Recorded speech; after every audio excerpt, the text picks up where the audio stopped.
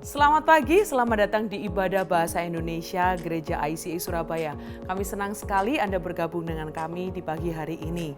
Baiklah, sebelum kita mulai ibadah pagi ini, berikut adalah informasi penting untuk Anda ketahui. Ibadah penyerahan anak kembali dilaksanakan pada Minggu 13 Agustus. Bila Anda ingin menyerahkan anak Anda pada Tuhan, silakan segera mendaftar melalui QR Code berikut ini. Pendaftaran akan ditutup pada tanggal 6 Agustus. Mari menyerahkan keluarga kita kepada tangan penyertaan Tuhan. ICA membuka kesempatan untuk Anda dapat bergabung menjadi volunteer di ICA untuk melayani dalam bidang servis media dan juga hospitality. Untuk mendaftarkan diri menjadi volunteer di ICA, Anda bisa scan QR Code di layar atau di meja informasi yang ada di lobi. Mari melayani Tuhan dan memberkati gerejanya. Untuk informasi lebih lanjut tentang kegiatan di gereja ICA, tautan penting, pengumuman yang mungkin terlewatkan, serta form pendaftaran, silakan mengunduh aplikasi Church Center, satu aplikasi untuk semua informasi tentang ICA Surabaya.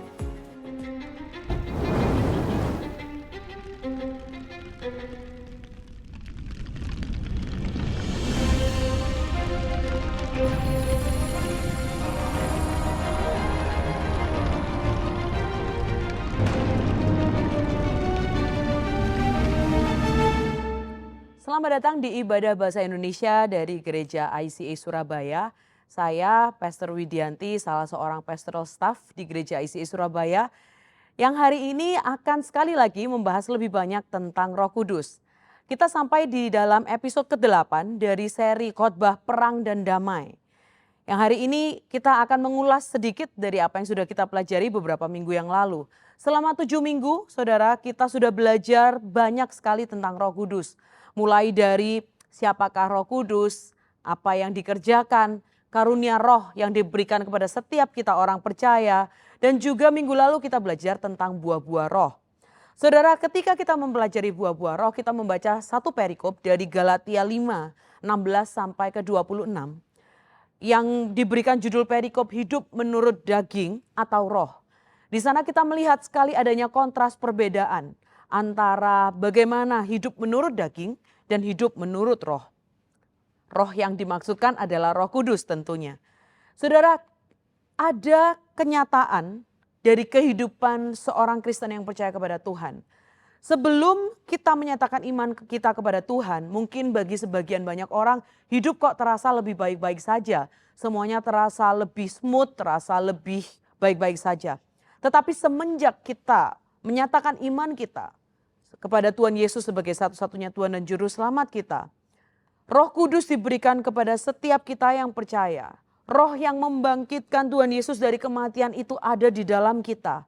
Roh yang tidak kelihatan tetapi melakukan pekerjaannya di dalam kita. Yang memampukan kita mengenali isi hati Tuhan, tujuan Tuhan menciptakan setiap kita, dan mungkin keinginan Tuhan bagi kehidupan kita.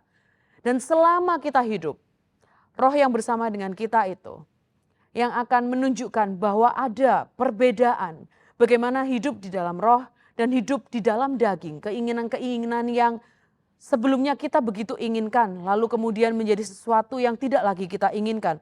Ada kontras itu, dan selama kita hidup saudara, peperangan ini akan terus terjadi. Namun saudara, jangan takut, jangan lari atau jangan menghindar. Justru kita perlu menyadarinya sehingga kita bisa siap untuk menghadapi setiap peperangan atau pertempuran yang ada. Saudara, kehidupan kita di bumi ini adalah bagaikan medan pertempuran. Dan orang Kristen harus menjadi prajurit yang baik. Alkitab mengatakan bahwa kita adalah tentara yang terlibat di dalam pertempuran melawan musuh-musuh rohani selama kita hidup. Ini adalah sebuah kenyataan yang kita tidak bisa tinggalkan ketika kita menjadi seorang Kristen, menaruh iman kita kepada Tuhan sebagai satu-satunya juru selamat kita. Saudara, orang Kristen menghadapi 3 musuh bebuyutan. Ada dunia, daging, dan iblis. Luther mengatakan sebagai 3 musuh jiwa. Yang pertama daging. Kita melihat di dalam Alkitab ada kisah di mana menceritakan kecemburuan Kain. Ada ketakutan Abraham. Begitu juga nafsu dari Raja Daud. Lalu musuh yang kedua, dunia. Kita lihat di Alkitab juga bagaimana kisah Sodom. Ada juga cerita tentang Babel, cerita tentang kehidupan di Kanaan dan lain sebagainya. Dan musuh yang ketiga, iblis. Kita juga melihat bagaimana ada tipu muslihat ular. Bagaimana pencobaan Yesus itu terjadi. Begitu juga dengan Ayub dan lain sebagainya. Di Yakobus 3 ayat 15, Alkitab mengatakan itu bukanlah hikmat yang datang dari atas, tetapi dari dunia, dari nafsu manusia, dari setan-setan. Ini adalah musuh kita setiap hari. Daging, dunia, dan iblis. Ini adalah peperangan rohani kita. Mari kita mengubah pola pikir kita agar bisa selalu waspada di dalam peperangan ini. Bahwa ada peperangan dalam kehidupan setiap orang percaya. Sesuatu yang tidak dapat kita hindari. Karena kita adalah pengikut Kristus. Kita hidup di dalam roh dan oleh roh. Maka hidup kita secara rohani ini menjadi sebuah kenyataan. Tidak menyadari hal ini berarti kita mati secara rohani. Saudara, seringkali kita menemukan bahwa di dalam peperangan semacam ini kita terus kalah. Kita sering kali kalah. Mengapa? Mungkin karena kita tidak mengerti apa yang sebenarnya sedang terjadi. Kita tidak mengerti bahwa kita ini sedang berada di dalam sebuah peperangan. Mungkin juga kita terlalu sering menggunakan kekuatan kita sendiri. Mengandalkan pengetahuan kita sendiri. Bisa juga karena kita perlu memahami perang itu dan sifat perang itu. Sehingga kita mengerti bagaimana menjadi seorang prajurit yang baik di dalam peperangan semacam ini. Hari ini kita akan mempelajari peperangan dengan daging dan dunia. Peperangan dengan iblis akan kita pelajari di episode yang akan datang. Yang pertama, peperangan dengan daging. Apa itu daging? Daging adalah sifat manusiawi setiap kita dengan kecenderungan alaminya untuk berbuat dosa. Alkitab memberitahu kita bahwa kita dilahirkan dengan hati yang cenderung untuk berbuat dosa. Cenderung untuk berbuat salah. Itu akan menyertai kita sepanjang kehidupan kita. Saudara, bahkan anak kecil pun tidak ada yang mengajari mereka bisa berbohong. Galatia 5 ayat 17. Keinginan daging berlawanan dengan keinginan roh. Dan keinginan roh berlawanan dengan keinginan daging. Karena keduanya bertentangan. Sehingga kamu setiap kali tidak melakukan apa yang kamu kehendaki. Saudara, seorang Kristen memiliki dua natur. Yang pertama, hidup baru yang kita terima ketika kita menerima Kristus.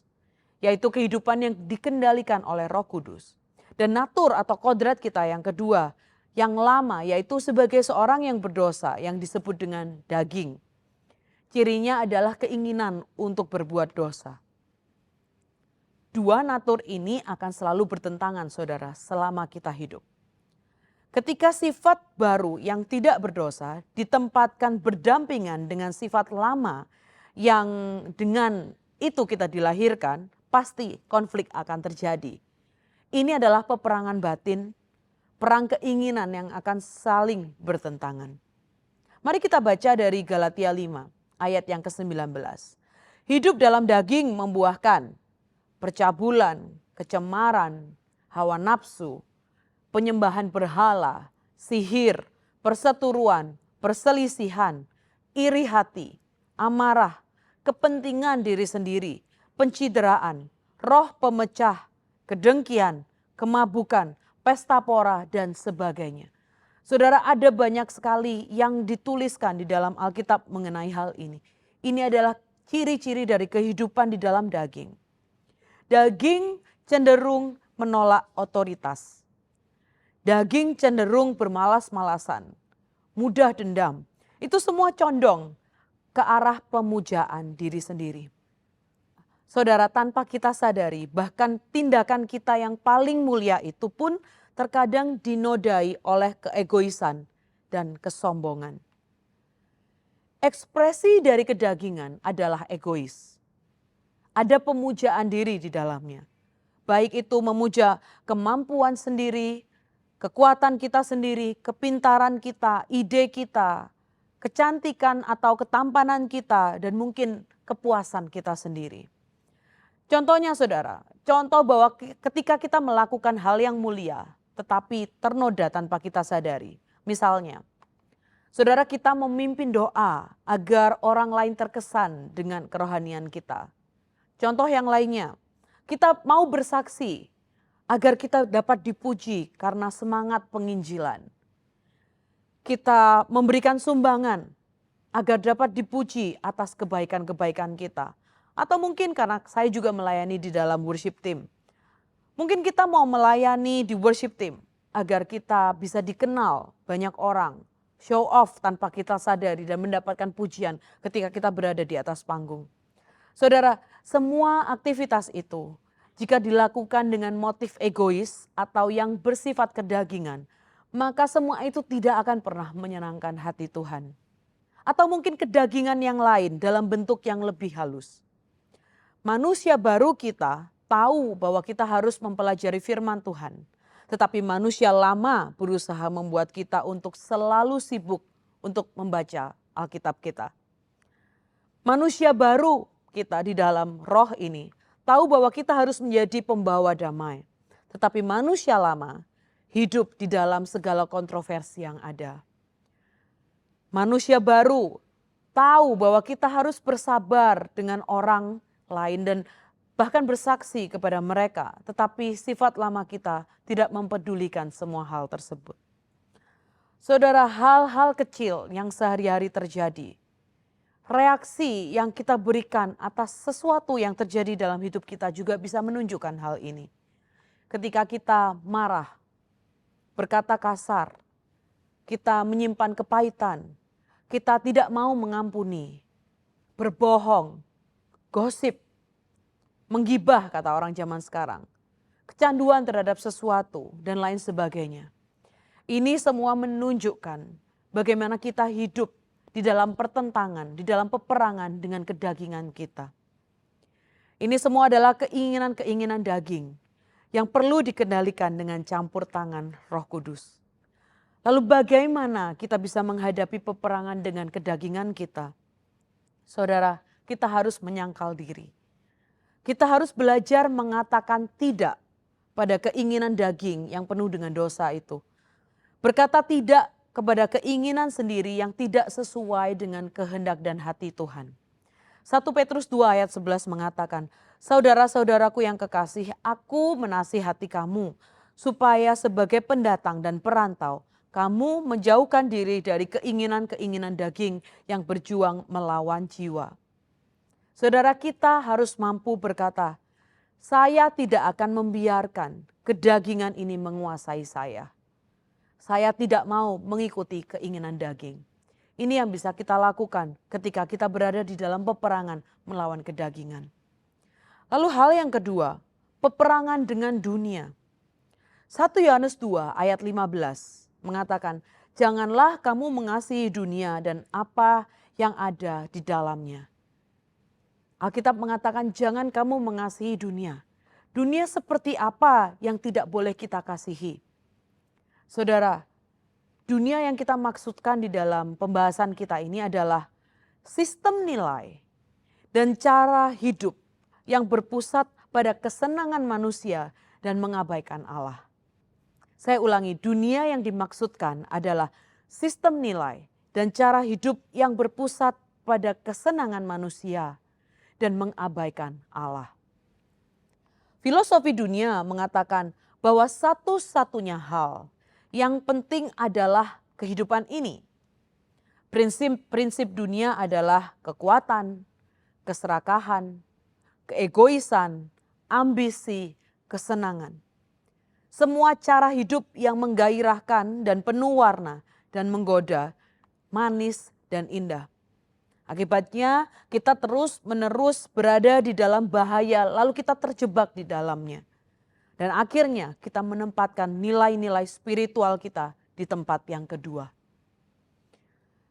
Saudara, dunia membenci Tuhan karena ia membenci panggilan Tuhan dan sebaliknya ia ingin agar hidup hanya untuk seleranya sendiri.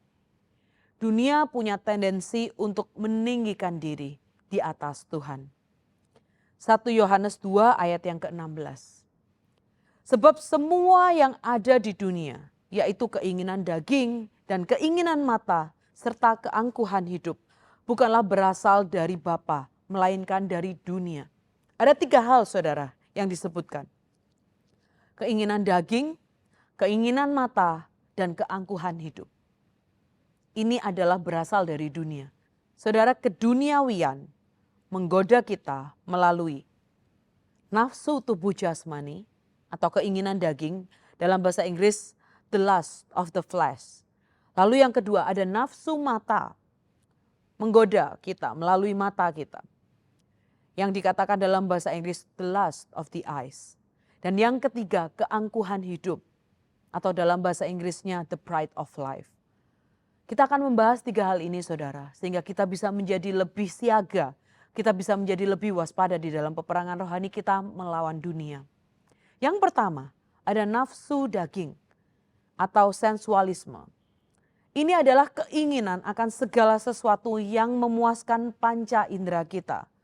Saudara, sensual bukan hanya berhubungan dengan kenikmatan seks, tetapi senses atau naluri-naluri berhubungan dengan kenikmatan naluri.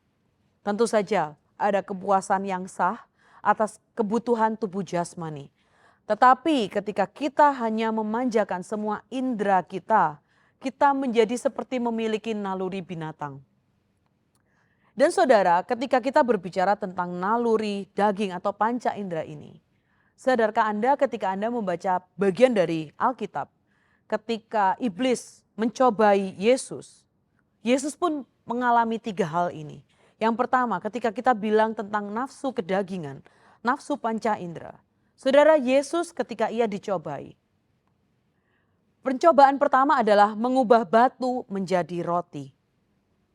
Ini juga terjadi di dalam kehidupan kita. Contohnya, saat kita membiarkan nafsu makan kita menjadi berlebihan. Bukan satu hal yang baik saudara. Ketika manusia mengizinkan hubungan seksual yang terlarang, tentu ini tidak baik. Semua ini adalah dosa dan sangatlah duniawi. Lalu hal yang kedua, cara daging menggoda manusia. Nafsu mata, materialisme, keinginan untuk memiliki apa yang kita lihat.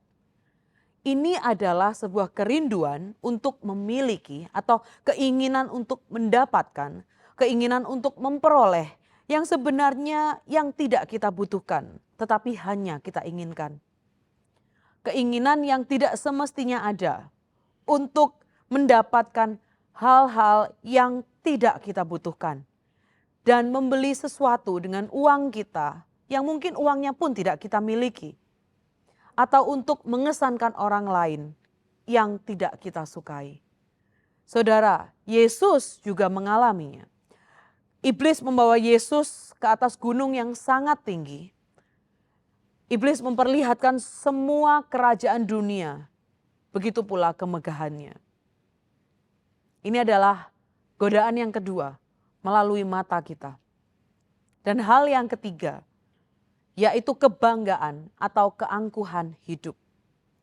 Adalah sebuah keinginan untuk meningkatkan prestis atau harga diri atau reputasi diri sendiri. Hanya itu yang dipikirkan saudara. Mungkin kita menjadi memiliki keinginan untuk mendapatkan sorotan yang menyinari diri kita sendiri. Kebanggaan hidup menunjukkan bagaimana kita bisa menjadi seseorang. Saudara, sebuah pertunjukan yang sia-sia tentang siapa diri kita. Yesus pun mengalaminya. Ia ditantang oleh iblis untuk menjatuhkan diri dari atas bait Allah. Jika engkau adalah anak Allah. Demikian yang iblis katakan. Ini menantang bagian dari harga diri kita. Menunjukkan keangkuhan hidup yang sering kali digoda. Di dalam kehidupan sehari-hari saudara, contohnya cara kita berbicara. Bagaimana cara kita berpakaian. Berapa banyak uang yang mungkin dihabiskan untuk sebuah pesta pernikahan dan lain sebagainya. Yang tujuannya adalah untuk prestis harga diri. Saudara, ini semua adalah sia-sia. Ini semua adalah godaan-godaan iblis melalui dunia, apa yang dunia tawarkan bagi kita. Saudara, iblis tahu bahwa kita memiliki tubuh dan kita juga memiliki roh. Roh kita mungkin bisa melawannya, akan tetapi daging ini lemah saudara-saudara. Iblis akan terus menggoda dan menantikan peluang di mana daging yang lemah itu akan menyambar umpan yang ia tawarkan. Iblis tahu bahwa tubuh jasmani manusia akan merespon dengan godaan-godaan ini. Saudara, selain tawaran dunia terhadap keinginan daging kita, dunia juga berisi banyak sekali manusia berdosa. Bahkan dunia diisi oleh semua manusia berdosa yang menghasilkan buah yang juga tidak baik. Mereka menghasilkan budaya, sistem, cara hidup yang dianggap mereka benar. Dan kita hidup di dalam dunia semacam ini, saudara. Dunia menawarkan budaya, opini, cara pikir yang baru, standar baik buruknya sendiri, standar kebenaran menurut mereka sendiri, kebohongan yang disebar melalui media dan teknologi. Hasil karya manusia, saudara, sepanjang zaman ini bisa dimanfaatkan untuk hal-hal yang baik. Akan tetapi lebih banyak dimanfaatkan oleh iblis untuk merebut kita dari Tuhan. Hal-hal yang mungkin tidak kita sadari, kita tonton di televisi, di YouTube, di sosial media, di internet. Buku yang mungkin kita baca, melalui berita dan sosial media yang kita ikuti, melalui musik yang kita dengarkan.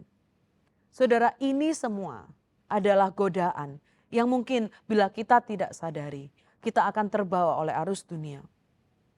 Saudara, sebuah kontras yang saya mau bacakan mungkin bisa membuat kita menyadari hal ini terjadi. Dunia berkata, saudara, ikuti kata hatimu. Yesus kita berkata, ikutilah aku, follow me. Dunia berkata, lakukan apa yang membuatmu bahagia. Alkitab berkata, lakukan semua yang kudus. Lalu dunia berkata, inilah kebenaranku. Sekarang semua orang bisa mengatakan apa yang menurut mereka benar. Mereka mengklaim diri mereka menurut apa yang mereka anggap benar. Akan tetapi Yesus berkata, akulah satu-satunya jalan, kebenaran, dan hidup. Dunia berkata bahwa kita semuanya adalah orang yang baik. Alkitab berkata, kita semua adalah orang berdosa dan membutuhkan juru selamat. Saudara, dunia akan terus melakukan apa yang dunia lakukan. Tetapi kita sebagai pengikut Kristus, mengapa kita harus memilih mengikuti filosofi dunia? Mengapa kita harus mengikuti hikmat duniawi dan bukan mengikuti hikmat Alkitab, apa yang Yesus katakan? Saudara, don't compare yourself to others. Compare yourself to the scripture. Jangan membandingkan Anda dengan orang lain. Dengan bagaimana orang lain hidup di dunia ini. Tetapi bandingkan diri Anda tentang apa yang Alkitab katakan. Bandingkan diri Anda dengan apa yang Alkitab perkatakan. Saudara, saya mau bagikan sebuah cerita. Satu ketika saya pernah snorkeling di Pulau Tabuhan dan juga Pulau Menjangan. Ini sebuah perairan yang ada di antara Banyuwangi dan juga Bali. Setiap kita ketika snorkeling itu diberikan pelampung life vest yang harus dipakai. Dan itu membuat saya lebih tenang. Wah, saya mungkin tidak akan mati tenggelam karena setiap kita memakai life vest tersebut, pelampung itu. Lalu kemudian ketika masuk ke dalam air, saya ingat ada di satu spot, satu area yang saya memakai vest itu masuk ke dalam air. Saudara, di bawah sana ada banyak sekali ikan-ikan dan terumbu karang yang sangat indah. Pengalaman saya yang pertama saat itu membuat saya sangat menikmati semua keindahan di bawah laut itu. Saudara, sekian lama kita terus berada di dalam air itu, melihat semua yang indah itu. Satu ketika saya mendongak ke atas, saya melihat teman-teman saya yang lain dan juga kapal saya itu berada jauh sekali ada di belakang saya. Saudara, saya tidak menyadari bahwa saya sudah terbawa arus begitu jauh ketika saya sedang enjoy pemandangan yang saya lihat di bawah sana. Saudara, memakai pelampung bukan berarti aman dan tidak akan mati. Ya mungkin saya tidak akan mati tenggelam, tetapi saya juga bisa hanyut dan hilang karena arus laut yang begitu deras, tetapi tampak tenang sehingga saya tidak menyadarinya. Saudara, apakah kita mengikuti arus dunia atau kita berusaha melawannya? Mengikuti Kristus akan membuat kita bertentangan dengan dunia. dunia mungkin akan jadi membenci kita sebagaimana ia membenci Tuhan. Dunia mengerahkan pengaruhnya kepada kita, apapun yang bisa ia lakukan untuk mempengaruhi kita. Dunia berusaha mendominasi kepribadian kita dan membentuk pikiran kita. Sama seperti ketika saya snorkeling dan tanpa saya sadari, saya sudah terbawa arus begitu jauh. Lalu bagaimana kita bisa menghadapi musuh dunia ini yang jauh lebih besar dan lebih kuat dari setiap kita?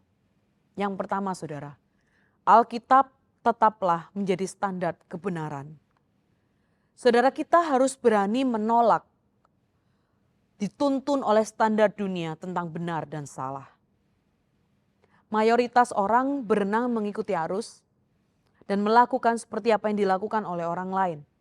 Saudara, kita harus bisa melepaskan diri dari sistem nilai-nilai dunia yang hanya berfokus kepada kesenangan, kekayaan, dan kekuasaan. Bagaimana kita bisa tahu bahwa Alkitab adalah standar kebenaran? Baca ayat Alkitab itu, hafalkan ayat Alkitab itu. Baca saudara Alkitab Anda, perkataan-perkataan Tuhan yang ia perkatakan kepada kita. Sehingga kita boleh memiliki filter yang lebih baik. Sehingga kita boleh memiliki pengetahuan tentang kebenaran yang harusnya kita pegang. Hal yang kedua saudara, ini yang cukup penting yang seringkali mungkin kita tidak sadari. Memilih teman dekat dengan bijak. Kita harus bisa memilih teman kita dengan bijaksana. Berkenalan dan berteman adalah hal yang berbeda dengan persahabatan yang intim, saudara. Kita harus berani menghindari hubungan yang dekat atau intim dengan orang-orang yang justru akan membawa kita kepada godaan dunia. Anak-anak dan remaja khususnya, mereka perlu berhati-hati mengenai teman yang mereka pilih dalam kehidupan mereka. Saudara, di gereja kita memiliki go group, memiliki kelompok kecil, komunitas yang bisa kita pilih sehingga kita memiliki teman-teman yang justru mendekatkan kita kepada Tuhan. Bertemanlah dekat dengan orang yang dekat dengan Tuhan, yang selalu mengingatkan dan berusaha mendorong kita untuk melakukan keinginan Tuhan dan bukan keinginan dunia. Bertemanlah dengan orang-orang yang rindu untuk selalu mendoakan saudara, yang mengerti pergumulan kita dan berusaha membawa kita, mengarahkan kita hanya kepada Tuhan. Lalu hal yang ketiga, kita harus mengakui Kristus di dalam kesempatan yang tepat. Saudara, kita tidak perlu malu untuk membiarkan orang lain tahu di mana kita berdiri. Kita harus berani berdiri teguh untuk apa yang benar. Kita harus berani membiarkan anak-anak dunia ini bisa melihat bahwa kita dibimbing oleh prinsip-prinsip yang lebih tinggi daripada prinsip-prinsip yang mengatur masyarakat tentang baik dan benar, prinsip-prinsip dunia tersebut. Saudara, saya punya sebuah contoh, ini testimoni karena sudah terjadi dalam kehidupan saya.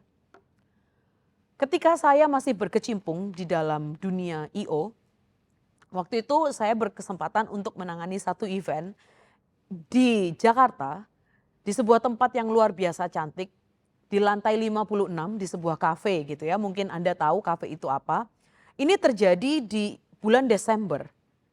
Dan orang yang meng-hire kami untuk melakukan acara ini juga ingin bahwa acaranya memanggil salah seorang artis papan atas, seorang penyanyi papan atas di Indonesia.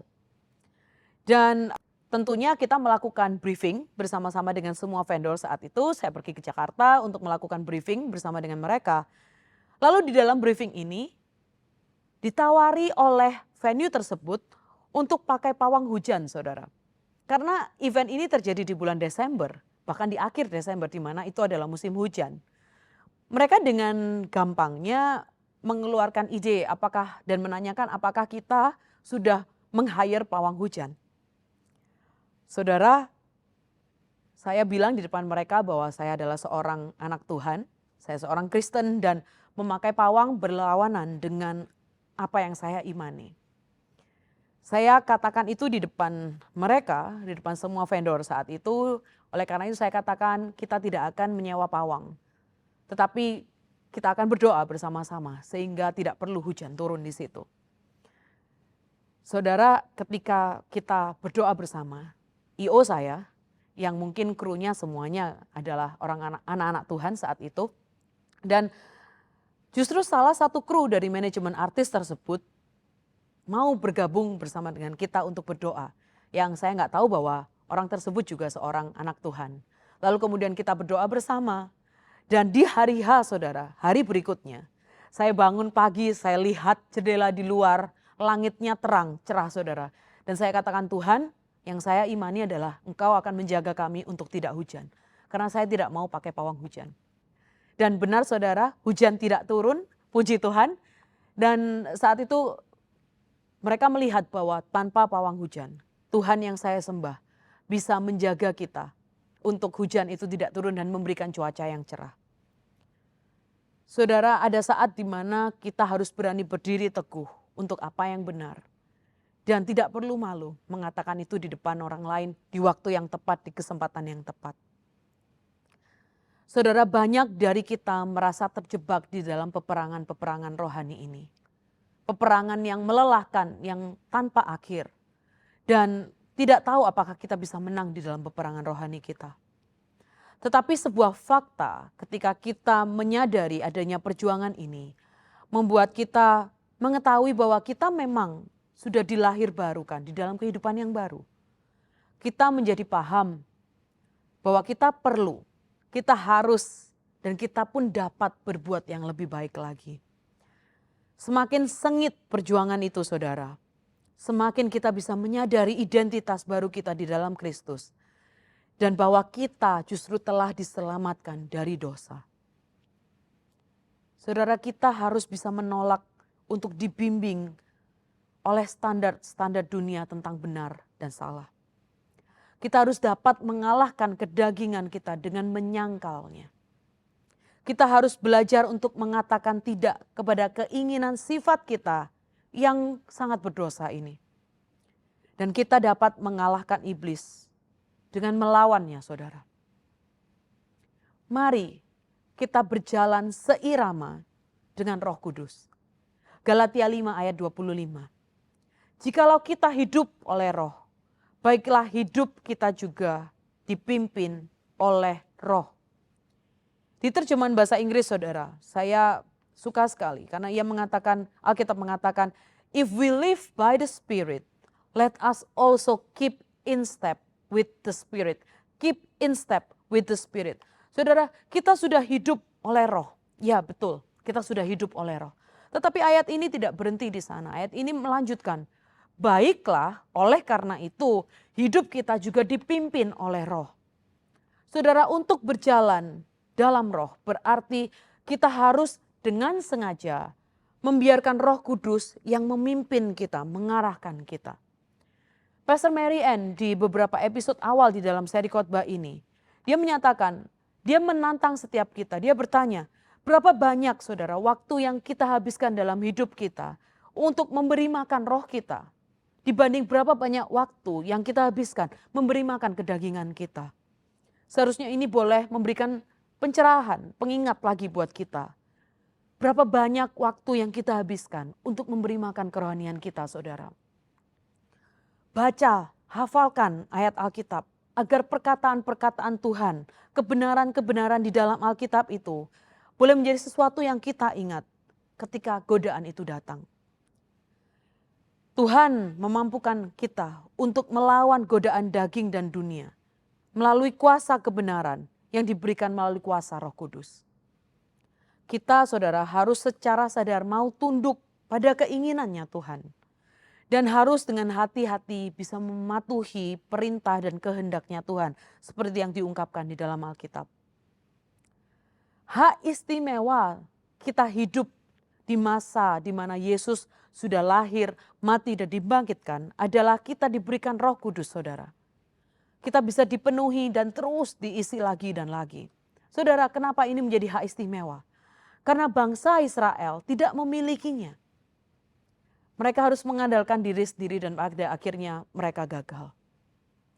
Perang dengan dunia dan daging adalah sebuah peperangan yang tidak bisa dihindari. Untuk bisa menjadi prajurit yang berperang dan akhirnya menang, hanya bisa dengan mengandalkan Roh Kudus untuk mengambil alih dan memampukan Anda dan saya.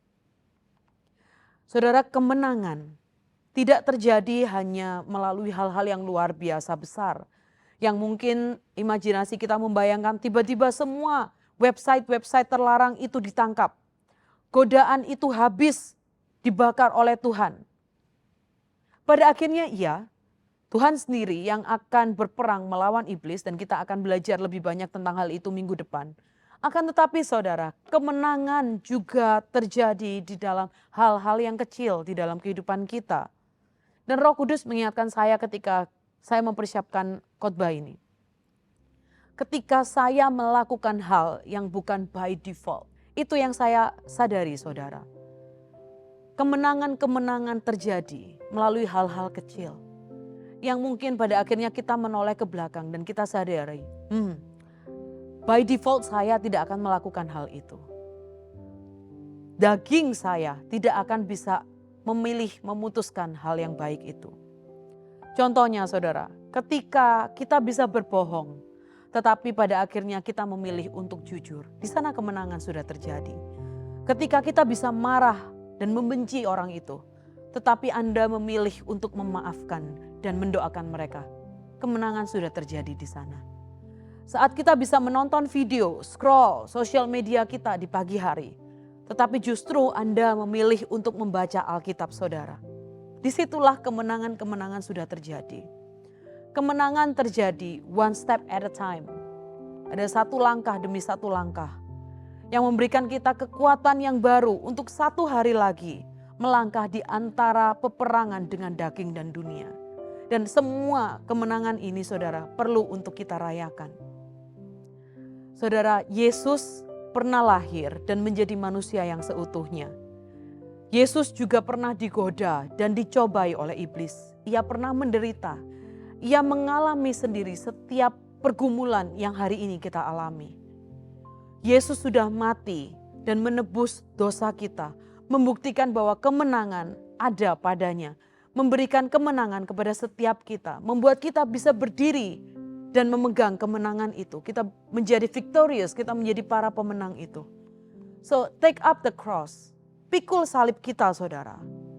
Roh yang membangkitkan Yesus dari kematian atas maut itu juga diberikan kepada setiap kita yang percaya kepada Tuhan sebagai satu-satunya Tuhan dan Juru Selamat. Saudara, izinkan Roh Kudus berperang bersamamu di dalam peperangan ini. Biarlah sampai akhirnya nanti kita bisa mendengar Tuhan berkata, bagus sekali hamba yang baik dan setia. Izinkan Roh Kudus memimpin Anda di dalam peperangan kita.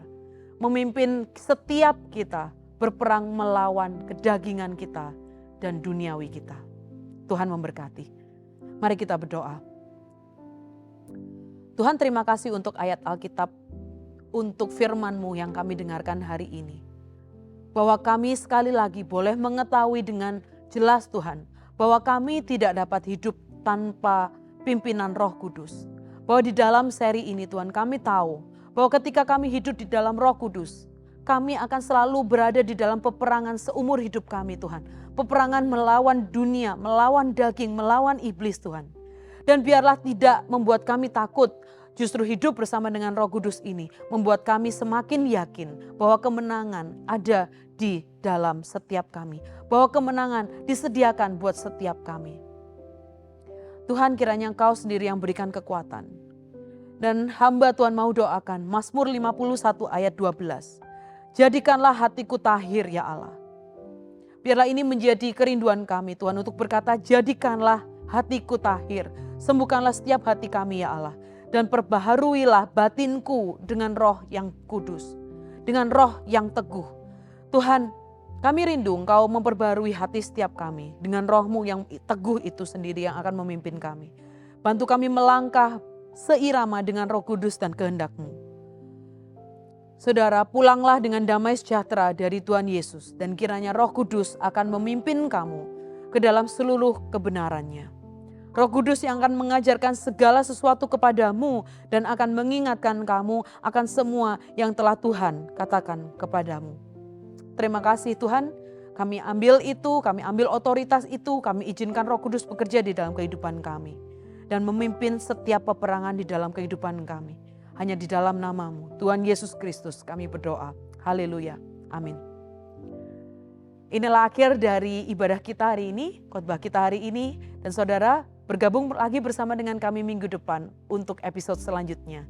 Terima kasih, Tuhan memberkati. Kami senang Anda bergabung dengan ibadah ICA hari ini. Selamat berakhir pekan dan sampai jumpa minggu depan. Tuhan berkati Anda dan keluarga. Ibadah penyerahan anak kembali dilaksanakan pada Minggu 13 Agustus. Bila Anda ingin menyerahkan anak Anda pada Tuhan, silakan segera mendaftar melalui QR Code berikut ini. Pendaftaran akan ditutup pada tanggal 6 Agustus. Mari menyerahkan keluarga kita kepada tangan penyertaan Tuhan. ICA membuka kesempatan untuk Anda dapat bergabung menjadi volunteer di ICA untuk melayani dalam bidang service media dan juga hospitality. Untuk mendaftarkan diri menjadi volunteer di ICA, Anda bisa scan QR Code di layar atau di meja informasi yang ada di lobi. Mari melayani Tuhan dan memberkati gerejanya. Untuk informasi lebih lanjut tentang kegiatan di gereja ICA, tautan penting, pengumuman yang mungkin terlewatkan, serta form pendaftaran, silakan mengunduh aplikasi Church Center, satu aplikasi untuk semua informasi tentang ICA Surabaya. Memberikan persembahan menjadi semakin mudah.